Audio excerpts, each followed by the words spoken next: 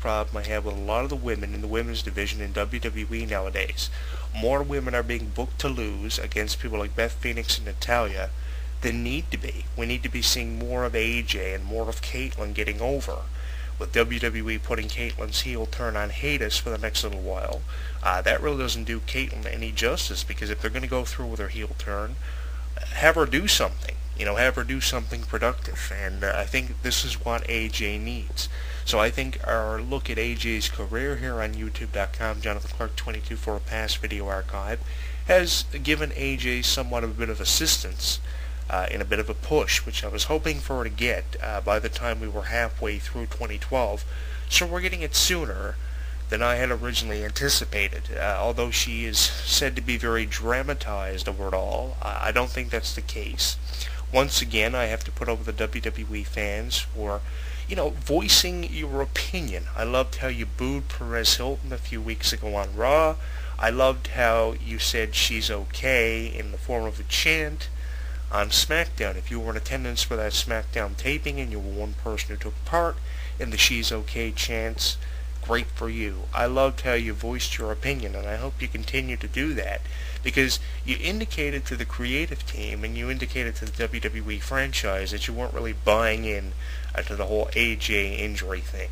Back in 1997, 1998, even 1999, those 3 years, it was more believable that something had happened. But nowadays in professional wrestling, with WWE.com playing it up, and the age of Twitter and Facebook, it's harder to believe if something is actually legitimate now, or if it's just part of a storyline. So it's really cool that you guys are voicing your opinion about the things you're seeing at the live shows, at the television tapings.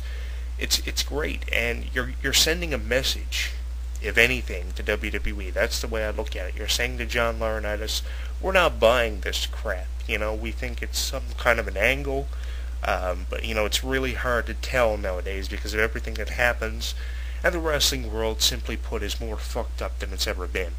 AJ was my favorite diva on NXT Season 3 because of her in-ring ability, the way she utilized moves like the octopus, how herself and Primo went together with chemistry and everything. I thought she was really going to win that thing. I'm happy that WWE contracted her as one of the divas who got over in NXT Season 3. That season was won by Caitlyn. After that season, NXT was termed Trainwreck Television and was taken off television, off the Sci-Fi Network, implemented and replaced by SmackDown, and becomes a web show with websodes every week on WWE.com on Thursdays now. I think they've moved it from Tuesdays to Thursdays. By the time they get the edits and everything in, they air it on Thursday after taping it on Tuesday with SmackDown. So, I think that NXT Season 3 definitely changed the course of NXT for upcoming seasons like NXT Season 6. They recently just celebrated their 100th episode from Las Vegas with the marriage of Johnny Curtis and Maxine. That's another interesting angle that I'll probably talk about in a future video and audio commentary here on our YouTube channel and for our audio archives. But I'm really happy they're doing something with AJ. Her personality, her gimmick was great. But for the first few weeks of her being on SmackDown after coming over from NXT, it seemed like they were doing nothing with her. I mean, they had Caitlyn turn on her, but they didn't do anything with AJ and Caitlyn after. They would have been a nice little feud for the Divas division on SmackDown, because over the last number of weeks, with the exception of Alicia Fox getting over on Natalya and the whole Tamina-Natalya thing, feuding over generations and their fathers and everything, with the video footage of Superfly Jimmy Snuka and Jim the Animal Neidhart, who's the guy I interviewed, and I also interviewed Jimmy Snuka. I think it's what the Divas division would have needed and would have liked to have seen. The stuff between Natalya and Tamina, I mean, who really cares about that? On a personal note, I have interviewed Jimmy Snuka, and I have interviewed Jim the Animal Neidhart. He talked about, the days of the Hart Foundation, how he got the name The Anvil. Jimmy Snuka along the same lines, jumping off the cage on top of Don Morocco was one thing we talked about. He talked about his family and the next generation of wrestlers.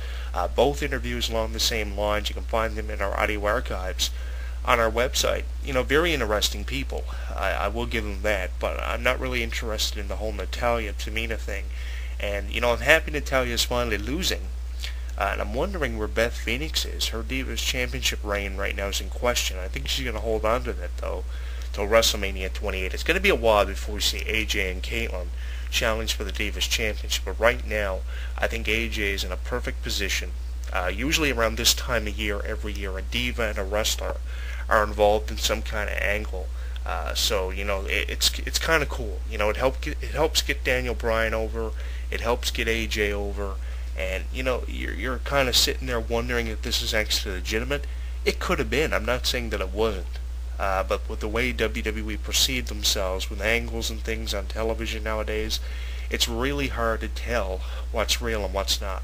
And back in the day, you didn't have WWE.com becoming involved in the storylines and being used as a forum to help promote storylines. WWE.com are promoting everything on their website about this now to make this look even more legitimate than it already is.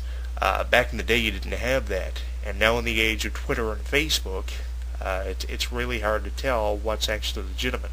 I mean, I can guarantee that 85% of fans walked away from this angle on SmackDown about a week and a half ago saying this is just an angle, this is what they're playing up to, and this is what they're building up for something to happen between Bryan and Show at the Royal Rumble. Originally how we thought this was all going to play out, we didn't think AJ was going to have any involvement with this angle. What we thought was going to happen was that the Big Show was going to have the Money in the Bank contract cashed in on him after defeating Mark Henry for the title at a pay-per-view like TLC against Daniel Bryan. I didn't think for 1 minute he was going to go to WrestleMania 28 and cash it in there on someone like the Big Show. I thought he was going to, cash it in, make a heel turn and go from there. And we were pretty right on our assumption of that. That's originally what we had thought. We had no plans or any assumption that AJ was going to be involved the way that she became involved with it all. But it's nice that they threw that in as a bit of a swerve. Heading into the match, I thought what was going to happen was AJ was going to help Daniel Bryan retain the title. And if this hadn't happened or hadn't been written into the angle, 9 chances out of 10 AJ would have played a more significant role in the match. And I'm not saying her role in the match a couple of weeks ago wasn't that significant, because it was significant because she was the one who got over ultimately with the fans and the chanting and everything.